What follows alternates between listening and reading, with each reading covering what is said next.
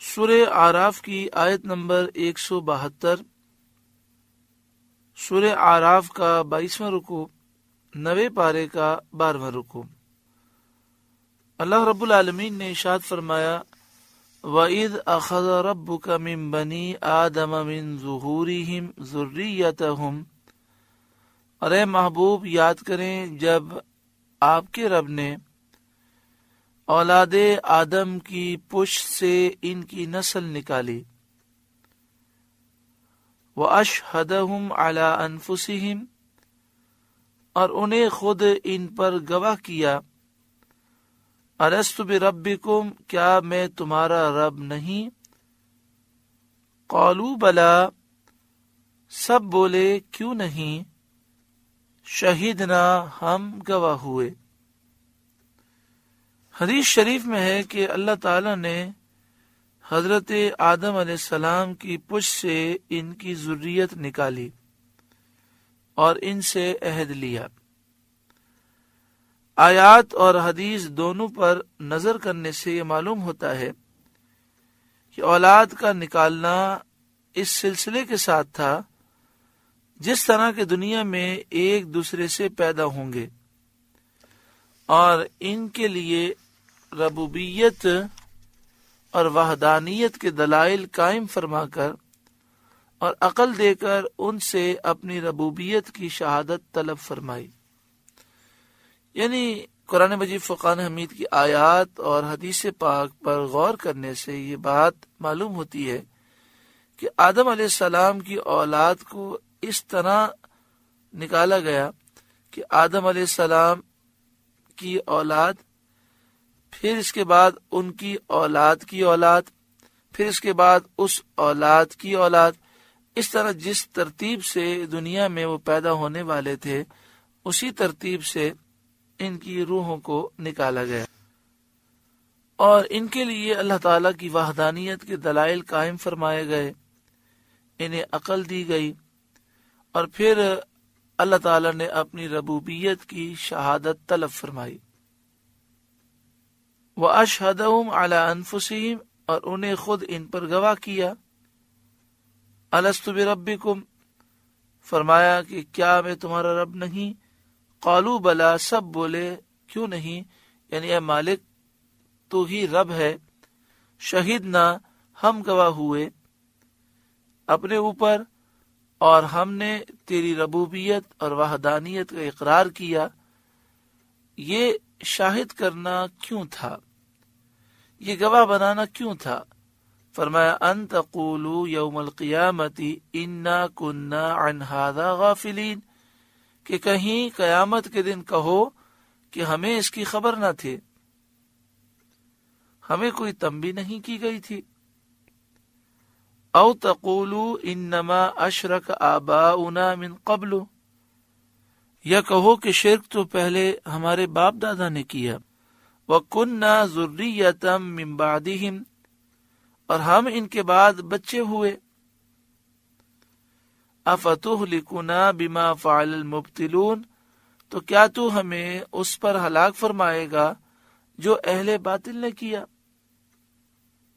یعنی مطلب یہ کہ ہم تو بچے تھے، ہم نے اپنے باپ داداؤں کو یہ شرک کرتے ہوئے دیکھا، جیسا انہیں دیکھا ان کے اتباع اور اقتداء میں ویسا ہی کرتے رہے۔ تو اللہ تبارک و تعالی نے عالم ارواح میں روحوں کو جمع کر کے ان کے لیے وحدانیت کے دلائل قائم کر کے انہیں عقل دے کر ان سے ربوبیت کی شہادت طلب کی گئی تاکہ یہ عذر کرنے کا موقع نہ رہے۔ اب جب ان سے عہد لے لیا گیا اور ان کے بعد رسول آئے اور انہوں نے اس عہد کو یاد دلایا اور توحید پر دلائل قائم ہو گئے، تو اب کسی قسم کا کوئی عذر باقی نہ رہا۔ وَكَذَلِكَ نُفَصِّلُ الْآيَاتِ، اور ہم اسی طرح آیتیں تفصیل سے بیان کرتے ہیں، ہم اسی طرح آیتیں رنگ رنگ سے بیان کرتے ہیں تاکہ بندے تدبر و تفکر کر کے حق اور ایمان قبول کریں، وَلَعَلَّهُمْ يَرْجِعُونَ، اور اس لیے کہ کہیں وہ پھر آئیں، شرک اور کفر سے توبہ کریں، توحید اور ایمان کی طرف آ جائیں۔ نبی صلی اللہ علیہ وآلہ وسلم صاحب معجزات کے بتانے سے یہ لوگ اپنے عہد میثاق کو یاد کریں اور اس کے مطابق عمل کریں۔ وَاتْلُ عَلَيْهِمْ نَبَأَ الَّذِي آتَيْنَاهُ آيَاتِنَا، اور اے محبوب انہیں اس کا احوال سناؤ جسے ہم نے اپنی آیتیں دیں۔ فَانْسَلَخَ مِنْهَا، تو وہ ان سے صاف نکل گیا۔ فَأَتْبَعَهُ الشَّيْطَانُ فَكَانَ مِنَ الْغَاوِينَ، تو شیطان اس کے پیچھے لگا تو گمراہوں میں ہو گیا۔ یہ بلم باعور کا واقعہ ہے، جس کا واقعہ مفسرین نے اس طرح بیان کیا ہے کہ جب حضرت موسیٰ علیہ السلام نے جبارین سے جنگ کا ارادہ کیا، یعنی جو کافر تھے جنہیں جبارین کہا گیا، ان سے جب آپ نے جنگ کا ارادہ کیا اور سرزمین شام میں آپ نے قیام فرمایا، وہاں پر آپ تشریف لے گئے، تو بلم باعور کی قوم اس کے پاس آئی اور اس سے کہنے لگی کہ حضرت موسیٰ علیہ السلام بہت تیز مزاج ہیں اور ان کے ساتھ کثیر لشکر ہے، وہ یہاں آئے ہیں، ہمیں ہمارے شہروں سے نکال دیں گے، قتل کریں گے اور ہماری جگہ بنی اسرائیل کو اس سرزمین میں آباد کریں گے۔ اے بلم باعور، تیرے پاس اسم اعظم ہے اور تیری دعا قبول ہوتی ہے، کیونکہ بلم باعور اس وقت نیک صالح تھا، مستجاب الدعوات تھا، اس کے بعد اسم اعظم تھا، دعا قبول ہوتی، نگاہ اٹھاتا تو عرش کو دیکھتا، 12,000 طلباء اس کے پاس موجود رہتے، اس کی زبان سے جو نکلتا وہ حکمت ہوتی، اسے لکھ لیا جاتا۔ اسے اللہ تعالیٰ نے بہت علم اور عمل عطا کیا۔ تو اس کی قوم کہنے لگی کہ اے بلم باعور، تیرے پاس اسم اعظم ہے اور تیری دعا قبول ہوتی ہے، تو نکل اور اللہ تعالیٰ سے دعا کر کہ اللہ تعالیٰ انہیں یہاں سے ہٹا دے۔ بلم باعور نے کہا تمہارا برا ہو، حضرت موسیٰ علیہ السلام نبی ہیں اور ان کے ساتھ فرشتے ہیں اور ایماندار لوگ ہیں، میں کیسے ان کے خلاف دعا کروں؟ میں جانتا ہوں جو اللہ تعالیٰ کے نزدیک ان کا مرتبہ ہے، مجھے معلوم ہے کہ ان کا مرتبہ اللہ کے یہاں کتنا بلند ہے۔ اگر میں ایسا کروں گا تو میری دنیا اور آخرت برباد ہو جائے گی۔ مگر قوم اس سے اصرار کرتی رہی، ضد کرتی رہی اور بہت وہ گریہ وزاری کرنے لگے اور انہوں نے اپنا سوال گریہ وزاری کے ساتھ جاری رکھا۔ بلم باعور نے کہا کہ میں اپنے رب کی مرضی معلوم کر لوں، اور اس کا طریقہ یہی تھا کہ جب کبھی کوئی دعا کرتا پہلے اللہ تعالیٰ کی مرضی معلوم کر لیتا، خواب میں اس کا جواب مل جاتا۔ چنانچہ اس مرتبہ بھی اس کو یہی جواب ملا کہ حضرت موسیٰ علیہ السلام اور ان کے ہمراہیوں کے خلاف دعا نہ کرنا۔ اس نے قوم سے کہہ دیا کہ میں نے اپنے رب سے اجازت چاہی تھی، مگر میرے رب نے ان کے خلاف دعا کرنے سے منع فرما دیا۔ تب قوم نے بلم باعور کو ہدیے اور نذرانے دیے جو اس نے قبول کیے، اور قوم نے اپنا سوال جاری رکھا۔ پھر دوسری مرتبہ بلم باعور نے اللہ رب العالمین سے اجازت چاہی، اس کو کچھ جواب نہ ملا۔ اس نے قوم سے کہہ دیا مجھے اس مرتبہ کچھ جواب ہی نہیں ملا۔ تو قوم کے لوگ کہنے لگے اگر اللہ کو منظور نہ ہوتا تو وہ پہلے کی طرح دوبارہ بھی منع فرماتا۔ اب قوم کا اصرار اور گریہ وزاری اور زور دینا اور زیادہ ہو گیا، حتیٰ کہ انہوں نے اس کو فتنے میں ڈال دیا۔ آخرکار وہ بددعا کرنے کے لیے پہاڑ پہ چڑھا۔ ایک روایت میں یہ ہے کہ وہ جس گدی پر سوار ہو کر پہاڑ پہ چڑھ رہا تھا وہ گدھی بولنے لگی اللہ کی قدرت سے، اے بلم باور کیا کر رہا ہے، تو تباہ ہو جائے گا۔ مگر دنیا کی ہوس اس پر غالب آ گئی۔ یہ پہاڑ پہ چڑھ گیا، چڑھ کر ایک طرف اس کی قوم تھی، دوسری طرف موسیٰ علیہ السلام اور ان کی قوم تھی۔ یہ موسیٰ علیہ السلام کی قوم کو دیکھ کر ان کے لیے بددعا کرنے کی کوشش کرنے لگا۔ تو جو بددعا کرتا تھا اللہ تعالیٰ اس کی زبان کو اس کی قوم کی طرف پھیر دیتا تھا، یعنی موسیٰ علیہ السلام اور ان کی قوم کا نام لے کر بددعا کرنا چاہتا تو اپنی قوم کا نام نکلتا، اور اپنی قوم کے لیے جو دعائے خیر کرتا تھا بجائے قوم کے بنی اسرائیل کا نام اس کی زبان پر آتا تھا۔ قوم نے کہا اے بلم یہ کیا کر رہا ہے، بنی اسرائیل کے لیے دعا کر رہا ہے اور ہمارے لیے بددعا کر رہا ہے۔ کہا یہ میرے اختیار کی بات نہیں، میری زبان میرے قبضے میں نہیں ہے، اور اس کی زبان باہر نکل پڑی تو اس نے اپنی قوم سے کہا میری دنیا اور آخرت دونوں برباد ہو گئیں۔ اس آیت میں اس کا بیان ہے۔ حدیث پاک میں ہے کہ یہ بلم باعور کتے کی شکل میں جہنم میں جائے گا، کیونکہ اس نے نبی کی توہین اور بے ادبی کی۔ کتے کی شکل میں جہنم میں جائے گا۔ اور اصحاب کہف کا کتا جس نے اللہ کے نیک بندوں کی تعظیم کی، ان سے محبت کی، حدیث پاک میں ہے کہ وہ انسانی شکل میں جنت میں جائے گا۔ اللہ والوں کی بے ادبی انسان کو کہاں سے کہاں برباد کر دیتی ہے۔ بلم باعور کس قدر مقام و مرتبہ رکھتا تھا، لیکن بے ادبی سے برباد ہو گیا۔ اور اللہ والوں کی محبت انسان کو کیا مقام دے گی کہ جب اصحاب کہف کا کتا اللہ والوں سے محبت رکھنے کی وجہ سے انسانی شکل میں جنت میں جائے گا، تو انسان اور حضور کا امتی جب نبی اکرم صلی اللہ علیہ وآلہ وسلم سے محبت کرے، صالحین سے محبت کرے، تو اسے کتنا بلند و بالا مقام نصیب ہوگا۔ وَاتْلُ عَلَيْهِمْ نَبَأَ الَّذِي آتَيْنَاهُ آيَاتِنَا، ارے محبوب انہیں اس کا احوال سناؤ جسے ہم نے اپنی آیتیں دیں۔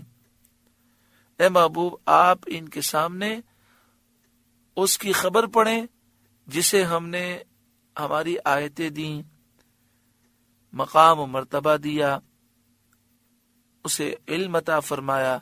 فَانْسَلَخَ مِنْهَا، تو وہ ان سے صاف نکل گیا اور اس نے ان آیتوں کا اتباع نہ کیا۔ فَأَتْبَعَهُ الشَّيْطَانُ، تو شیطان اس کے پیچھے لگا۔ فَكَانَ مِنَ الْغَاوِينَ، تو گمراہوں میں ہو گیا وہ۔ وَلَوْ شِئْنَا لَرَفَعْنَاهُ بِهَا، اور ہم چاہتے تو آیتوں کے سبب اسے اٹھا لیتے اور بلند درجہ عطا فرما کر ابرار کی منازل میں پہنچا دیتے۔ وَلَكِنَّهُ أَخْلَدَ إِلَى الْأَرْضِ، مگر وہ تو زمین پکڑ گیا، یعنی دنیا کا لالچی ہو گیا، دنیا کے فتنے میں مبتلا ہوا۔ وَاتَّبَعَ هَوَاهُ، اپنی خواہش کا تابع ہوا، اپنی نفسانی خواہش کے پیچھے چلا۔ فَمَثَلُهُ كَمَثَلِ الْكَلْبِ، تو اس کا حال کتے کی طرح ہے۔ ان تحمل علیہ یلہث، تو اس پر حملہ کرے تو زبان نکالے، او تترکہ یلہث، اور چھوڑ دے تو زبان نکالے۔ یہ ایک ذلیل جانور کے ساتھ تشبیہ ہے کہ دنیا کی حرص، لالچ، ہوس رکھنے والا اگر اس کو نصیحت کرو تو فائدہ نہیں ہوتا، حرص، ہوس، لالچ میں مبتلا رہتا ہے، اور چھوڑ دو تو بھی اسی حرص، ہوس اور لالچ میں گرفتار رہتا ہے۔ جس طرح زبان نکالنا کتے کی لازمی طبیعت ہے، اسی طرح حرص ایسے لالچی لوگوں کے لیے لازم ہو گئی ہے۔ ذالک مثل القوم الذین کذبوا بآیاتنا، یہ حال ہے ان کا جنہوں نے ہماری آیتیں جھٹلائیں۔ فَاقْصُصِ الْقَصَصَ لَعَلَّهُمْ يَتَفَكَّرُونَ، تو تم نصیحت سناؤ کہ کہیں وہ دھیان کریں، غور و فکر کریں۔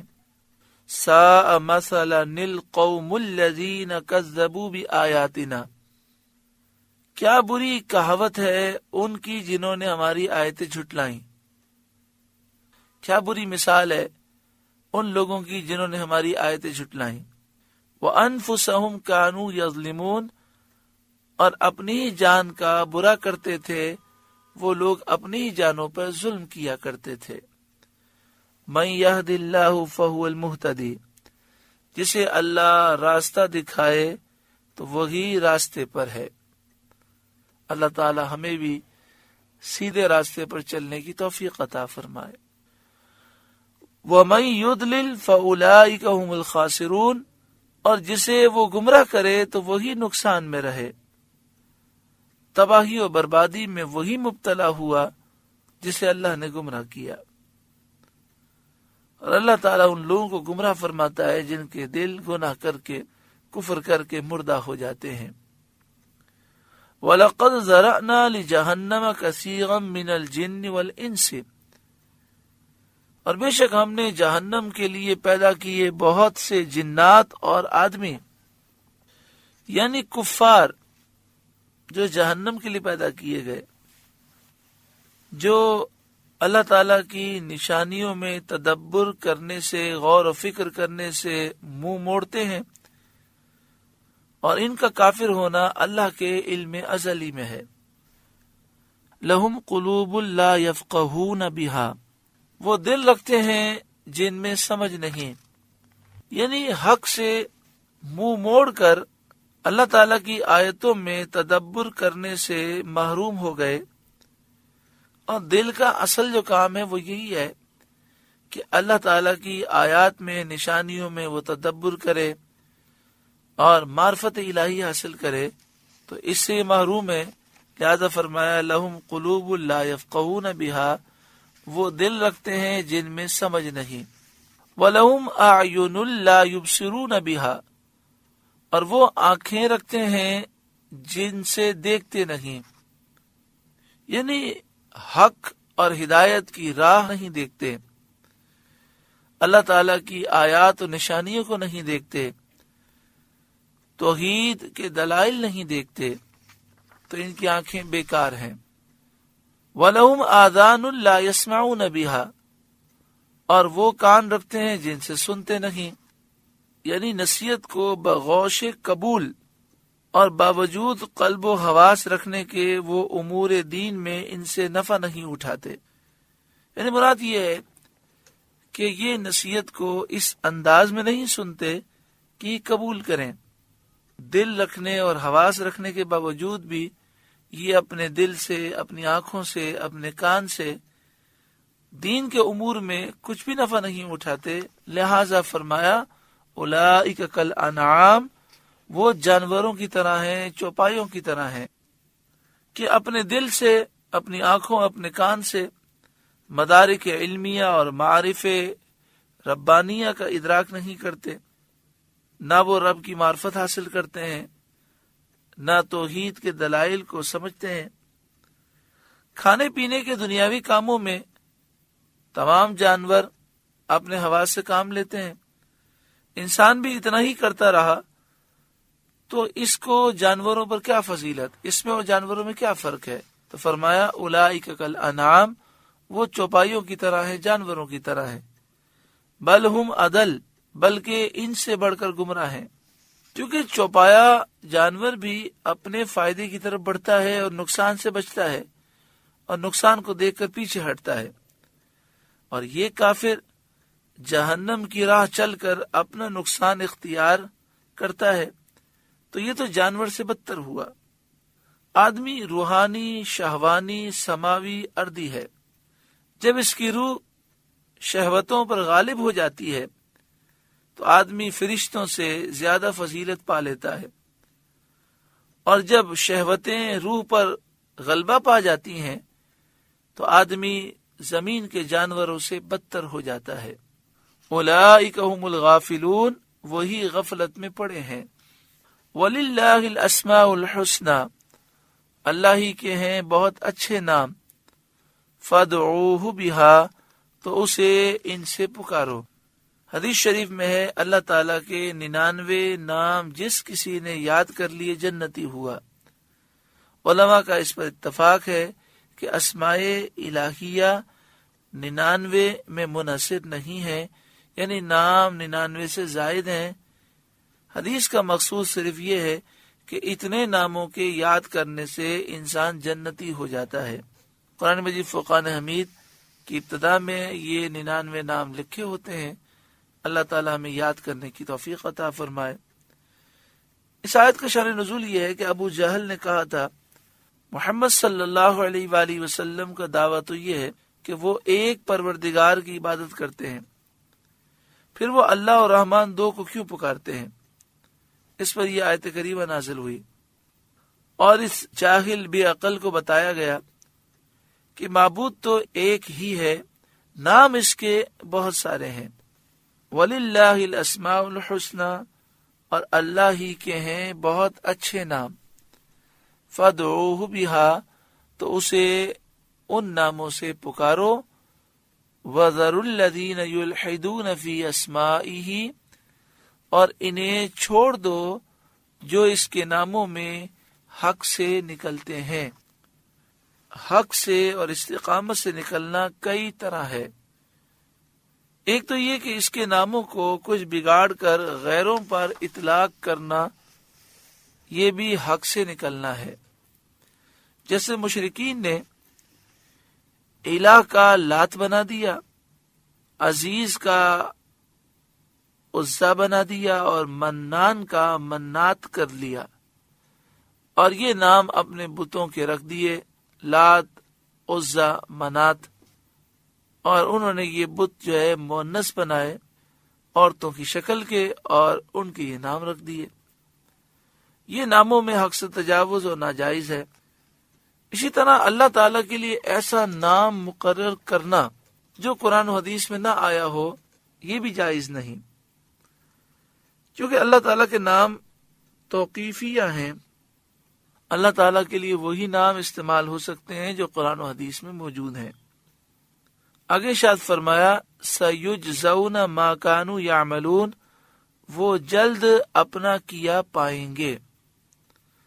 وَمِمَّنْ خَلَقْنَا أُمَّةٌ يَهْدُونَ بِالْحَقِّ، اور ہمارے بنائے ہوئوں میں ایک گروہ وہ ہے کہ حق بتائیں، وَبِهِ يَعْدِلُونَ، اور اس پر انصاف کریں۔ یہ گروہ حق پرست علماء کا ہے اور دین کے ہادیوں کا ہے، جو انصاف کرتے ہیں اور حق کی راہ لوگوں کو دکھاتے ہیں۔ اس آیت سے یہ مسئلہ ثابت ہوا کہ ہر زمانے کے اہل حق کا اجماع حجت ہے، اور یہ بھی ثابت ہوا کہ کوئی زمانہ حق پرستوں اور دین کے ہادیوں سے خالی نہ ہوگا۔ جیسا کہ حدیث شریف میں ہے کہ ایک گروہ میری امت کا قیامت تک دین حق پر قائم رہے گا، اس کو کسی کی عداوت، دشمنی، مخالفت نقصان نہ پہنچا سکے گی۔ سورہ اعراف کا 22واں رکوع مکمل ہوا۔ اللہ رب العالمین اس رکوع کے نور سے ہمارے قلوب کو روشن منور فرمائے۔ اللہ اللہ